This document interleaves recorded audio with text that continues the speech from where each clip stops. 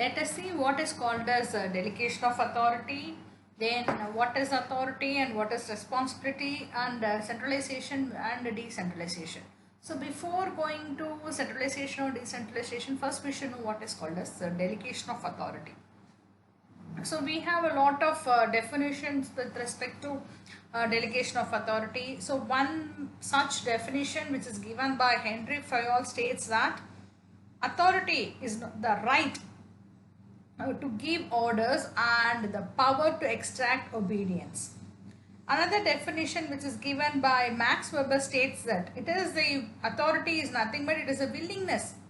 That is a willingness and unconditional compliance of people resting upon their belief that it is legitimate for superior to impose his will on them and illegitimate for them to refuse to obey. So authority here states that it is the right given by the particular manager to give instructions or orders so that the others to whom he is giving should do what has been said.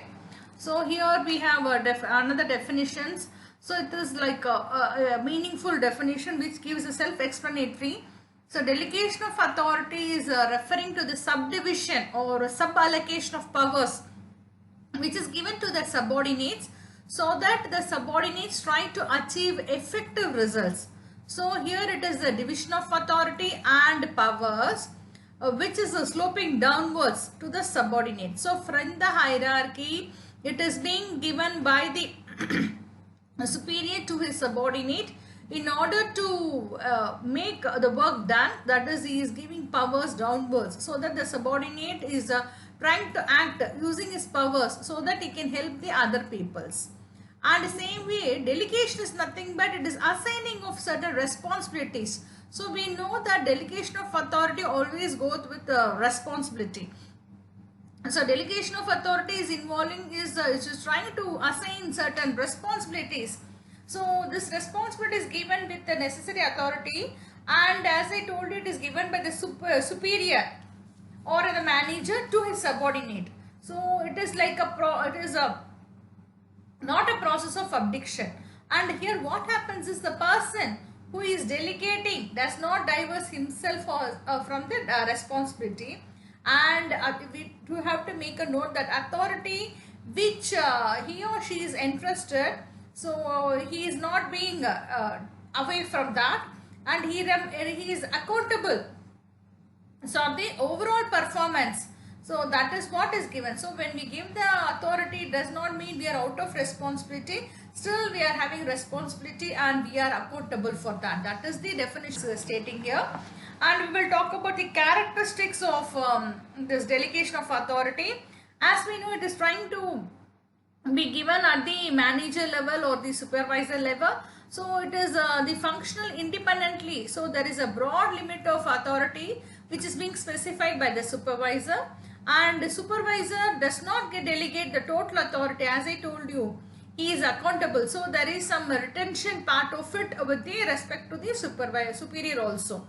So and in the manager or the supervisor who is trying to delegate his authority should have the authority to delegate. So he is not having the authority, then he cannot delegate. So this is very important. Unless you don't have the authority, you cannot delegate the authority to someone else. So it is not, and we should be very clear, delegation does not mean giving away the authority. So the supervisor who is delegating the authority, as I told you earlier, cannot escape his responsibility, and whatever has been delegated, still he is responsible and accountable for that. So this is what the characteristic states. So this is more having the positional nature. So as we know, authority is a positional and it is given by based on this managerial hierarchy. And as far as the limit is concerned, the amount, if I have the authority, I can give it. So the extent of authority which is possessed by supervisor can be entrusted to his workman, but not totally, only partially he can be delegated. Then regarding the relationship which is existing So the relationship is, as I told you, it is like the relationship which is existing between the subordinate and supervisor. So there is two individuals who are concerned, and we call the person who is giving authority is called the supervisor, and to whom it is given is called as a subordinate. So this is with respect to the based on the nature of hierarchy. So as I told you, it is from the top down approach. So we have the down hierarchy, and as far as the rights is concerned, authority is empowered. So the manager has some certain rights, that is he can issue order, or he can indulge himself in decision making, or even he can give the right. So when the right has been given to the subordinate, so the subordinate has a right to use the organizational resources. So when he is given the authority to do work, he should be given the chance to work. So that is with respect to organizational resources. And authority is purely dependent on the behavior, that is influencing behavior. So whenever we try to attain the goal of the organization, it should be judicially done. So there is a logical behind, that is to influence the behavior of the subordinates. So what the superior or supervisor does is it tries to attain the goal of the organization by influencing the behavior of his subordinate. So that is the form of delegation of authority, and it also tries to coordinate the line of authority flow. So there is a organization which tries to integrate the total organization by delegating authority. And as I told you, delegation can be done only when you have an authority, and it is always empowering the authority is always empowering the supervisor to in order to involve in decision making. So this decisions are being carried out in a better way. There is a need for of authority. So the process or elements what is there in delegation of authority is A for authority, R for responsibility, and A for accountability. So as I told you, the power of taking decisions to give a guide or activities, we need authority. So that authority is a power which is trying to influence the conduct of the others. That's what I told you. You are able to influence the behavior of others. That is the authority. And responsibility is an obligation. So when authority is being given, it is an obligation of a subordinate to properly perform the duty. So whatever duty is assigned to the subordinate, he is responsible for his activity. So when a supervisor is issuing order, so it is a subordinate who had to fulfill this order by doing the activity, and he is responsible for whatever activity has been entrusted to him, and he has to carry out the particular activity. Regarding accountability, when a supervisor, what he does it is assigning some work to subordinate, then he is answerable for its success or failure. So when work is given to the subordinate as I told you is responsible for his work and is also accountable for the work. Now this is the definition, so it gives us a better view about this authority. So as I told you, it is a power to make decision, so which is trying to guide the action of others.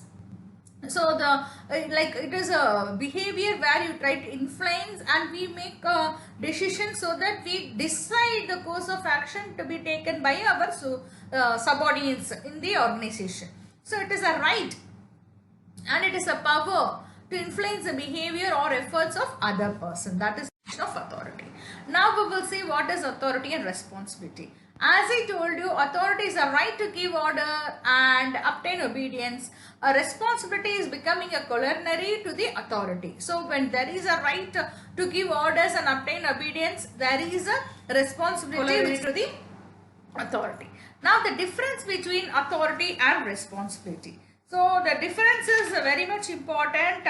So the first one is, as we talk about meaning, as we know, the power or right of a superior to give order to others, that is authority, and responsibility is an obligation where we try to perform the assigned duty or order. So it is like it is representing formal right to command, that is authority, but in case of that is the source of origin. In case of responsibility, it is emerging from superior and subordinate relationship. So it is residing with the person who is trying to exercise. Then regarding the source is concerned, as we know, authority is always positioning in the formal structure of the organization, and it is more conferred on the position. But as far as the responsibility is concerned, it is acquired. So how it is acquired is through the personal attributes or some other means. And regarding the direction of flow, as we know, it is in the hierarchy, it is from top to bottom, but in case of responsibility, it is moving from bottom level to up. So this is the flow. So always we have to make in mind that authority flows downwards and responsibility flows upwards.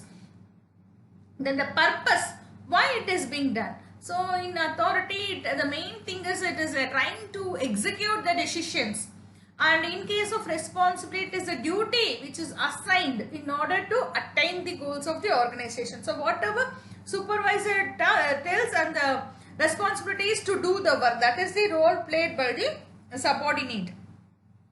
So in case of the structure, the organization structure, we have to see to that in authority it is represented in the organization structure. But in case of responsibility, we cannot find out the particular structure. So that is what is being specified over here. If we look into it, we can easily see like what is with respect to. And next one is the difference. As I told you, this is the obligation which is assigned to do, and in accountability. So this is the difference between responsibility and accountability.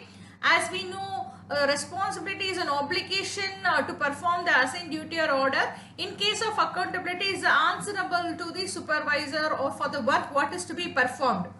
Regarding the sources of origin, the relationship is between the senior and superior, but accountability is always attached to the delegation of authority.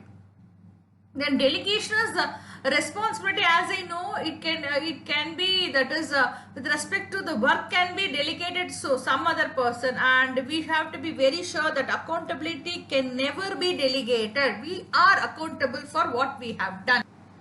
The stages is first one is we are trying to assign some duty to subordinates, and when we are trying to give the duty, we have to assign the authority also. So that when it is accepted, then we give the recreation of responsibility. When it is not accepted, then we try to reject it. So based on the hierarchy, we have stage 1, that is assignment of duty to subordinate, and stage 2 we have the transfer of authority, and stage 3 we have the acceptance of assignment. If the assignment is not accepted, then they will reject the particular authority or has been delegated, then we cannot assign them the duties to the subordinates. So when it is accepted, then we try to create some responsibility to be done. Now the sources of authority. So we know that is as far as the sources of authority is concerned, formal authority. So in formal authority, what we do is it is like based on the top-down authority. So in sources of authority, we have the acceptance theory, and this is existing when subordinates are willing to accept. So because they are visualizing the following advantages, like when we are part of the organization and we are trying to accept the authority which is given, then you will have some financial incentive, or even we can try to contribute in attaining the objectives of the organization, and we are getting appreciation from our colleagues who are working over there, and we try to fulfill our responsibility. So we have to make a note that authority always flows from bottom to top in that particular case.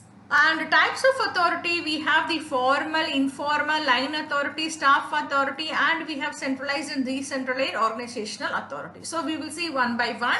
As far as the types of authority is concerned, formal authority, as I told you, it is with respect to relationship which is being done between the people, and it is always based on the organizational chart. So organizational chart gives us the type of a flow of authority, and from that chart itself, as I told you, or the structure itself, we can easily understand the formal relationship which is being done by the organization with respect to the superior and subordinate.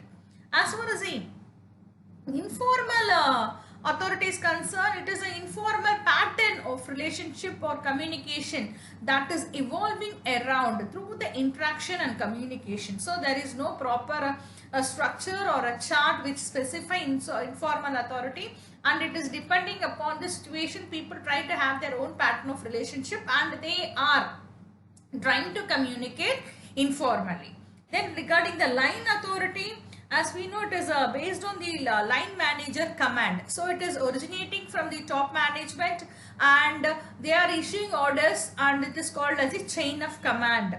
So what is that is, the line manager tries to command and control his subordinate. So in this, what happens is the authority is trying to direct the work of the subordinates, and subordinates has to conform to the decisions or to the policies, rules or procedures or goals. So this is depending upon the relationship. So the relationship is between the superior and subordinate. And here the authority is the main thing, that is it is trying to secure coordination. So the different segments or activities which is done in the organization, it is being coordinated through the line authority. So it is directly contributing to the attainment of the strategic goals of the organization. Regarding staff authority, it is trying to give us the advice or even ideas or recommendations, even consult the staff authority. It is giving the advisory thing. So like we have the HR department, company secretary or economist in staff position. So this is not a different part of the chain of command. So it is like based on the role. So they are playing the advisory role. So they are acting as a consultant, or even we take about the quality circle where we have a quality inspector, or we are providing some in HR we can say some services is being provided, or as a company secretary you are advising the company in case of your Companies Act 2013. So all these are like you are giving an advisory or a service role, or even you have a control, like we have, what we do is we are having some agency which tries to control. So we can even go for referencing some of the things which is based on the specialization, that is the position held. Then regarding the centralization, it is important decisions are made by top management, and in case of decentralized organization authority, important decisions are always made by the middle and lower level. Now we will talk about types of authority as already discussed. This is just to revamp.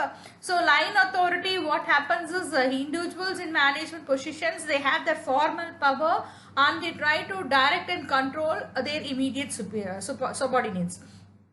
But in staff authority, as I told you, we have specialization. So specialization, it tries to narrow the line authority, and it is like giving us the ideas, inputs, counsel, expertise or advice. So this is with respect to area of expertization. So as I told you, company secretary or HR manager. So based on their specialized skill, we have the staff authority. And the communication, what happens is the relationship. So it is trying to influence is being done directly from the line authority and at the higher level. Regarding functional authority, here what happens is the right to give orders. So the right to give orders is within a segment. So it is mostly delegated to individuals. So in order to supplement the line and staff, so functional is a part of line and staff only. And we have some specific task areas, like we have some process, practices or policies. So this can be based on the limited time span. So what is happening is the functional manager, he is trying to give the orders to his departments and over other departments, so that their relative domain are being functionally linked with the line authority. And we have, so for example, like a production manager. So what he does is he is giving a line authority, and he even, as I told you, we have a production manager can also look into the quality control manager. So that is his domain. Whatever quality production has been done, they have the QC and quality circle which tries to inspect the quality of the product. So then we have functional authority which tries to have legal complaints. So it is, as I told you, it is having lot of subsystem activities which is being connected. And now is accountability. So as I told you, accountability is a liability which is created for the use of authority. Because I have used authority, I am accountable for what has been done. So here every employee is accountable for the whatever the job has been assigned. So he is supposed to complete the job as per the whatever has been instructed by his subordinate superior. He has to carry out the work and based on the expectations. So that is to be very, very important, and he is answerable for the performance. So the definition which is given by McFarland says that accountability is an obligation of an individual to report formally to his superior about the work which he has done in order to discharge his responsibility. So as I told you, it is a liability. So now we will move on to the centralization and decentralization. So that is the next area which we are going to see now, and we will see about the accountability and that is a decentralization and centralization. So first we will see what is called as centralization, and we will talk about the decentralization of authority. So we have to be much clear about the concept called as decentralization. So first one is, what is centralization and decentralization? As far as the centralization is concerned, if the authority is trying to make important decisions which are being written by the level managers. But in case of decentralized organization, the important decisions is delegated to all levels of management. That's why we say it is in middle or bottom level also. So in case of decentralization or centralization, we will talk about the things. So what are the characteristics we have with respect to decentralization and centralization? And we will talk about the first one is centralization. As I told you, it is a reservation of the authority. So reservation of authority at different central points within the organization. So as I told you, the decisions are not made by those who do the work, but it is a point higher authority give the decision making. So the role subordinate, what it does is he is trying to look into the goal. So he has to try to facilitate uniformity. So there is a little scope for discussion. So they have to facilitate greater uniformity, and there is a less conflict between employees. So what happens is, because there is a less conflict, there is a more personal relationship within that, and they are having good relationship also through good leadership. And this also try to have lowering the cost. So that is cost wise it is more economical, we can say. And we even have centralized persons who are having better specialized knowledgeable persons, and there is a more chance for coordination, and even in case of some emergency it is very much easy to handle such a situation. So it is as I told you, there is specialization and better leadership. There is less confusion between the clients, and the senior managers are always taking decisions for the interest of the whole organization, and they are not only concerned about their own department. And as I told you, central managers are more specialized, so they can have a more experience in decision making. As far as the decentralization is concerned, the important decisions are being made by the managers, and in decentralization we have to be very clear about the particular concept. That is here decentralization is nothing but it is dispersal of decision making authority to down level, so work is performed. So here what happens is in decentralization some important decisions has to be made at the lower level. So in that case what is so only if delegation of authority is company wise, then we can say there is decentralization of authority. So when we talk about decentralization, we have to have some questions like what kind of authority is delegated, and how far the organization is trying to delegate the authority, and how consistently it is delegated. So that is the question we have to ask about decentralization. And decentralization is nothing but it is the reflection of the attitude and philosophy of the management. So we have to select the decision that is to be delegated to lower levels of the management, so that it is reserved, what is to be reserved should be decided, only then they can decide about the delegation to the lower levels. So in order to have decentralization to be much effective and fruitful, we have to try to develop managerial talents. So when we try to develop the managerial talents, so that the responsibility is entrusted to them, so here we can have trained persons. So this is much more important when we talk about the hierarchy. So that is based on that, and we have to take some decisions. And as we know, this is a positive motivation, it is having more flexible, and the responses are much better and faster, and we are trying to develop guidelines. So this is a picture which tries to give us a better idea about centralized and decentralization. As I told you, centralization is more appropriate than decentralization. When, as I told you, we have to ask some questions. So when there is a need for standardized approach, then we have to ensure consistency only through centralization. And when there are external threats to the business and the management need to act swiftly, so there is a tight financial budget, then we go for centralization.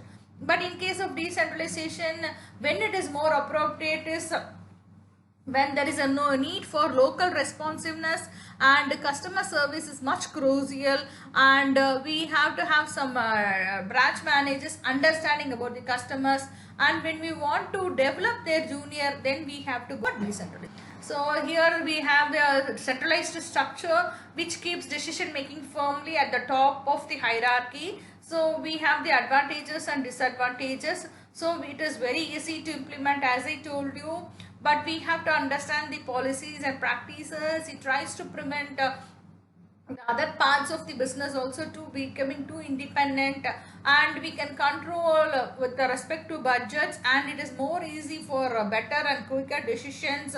And in case of disadvantages, it is more bureaucratic because we have lot of layers in hierarchy, and that is there are more chances of junior or local managers getting touch with the customers, where they will be more much closer to customer needs, and there is a lack of authority down the hierarchy, that is reducing the managers motivation, and sometimes even we misses the flexibility and speed of local decision making with respect to customers. So this is how we have to understand the difference between centralization and decentralization, and we have to find out the difference between delegation and authority decentralization.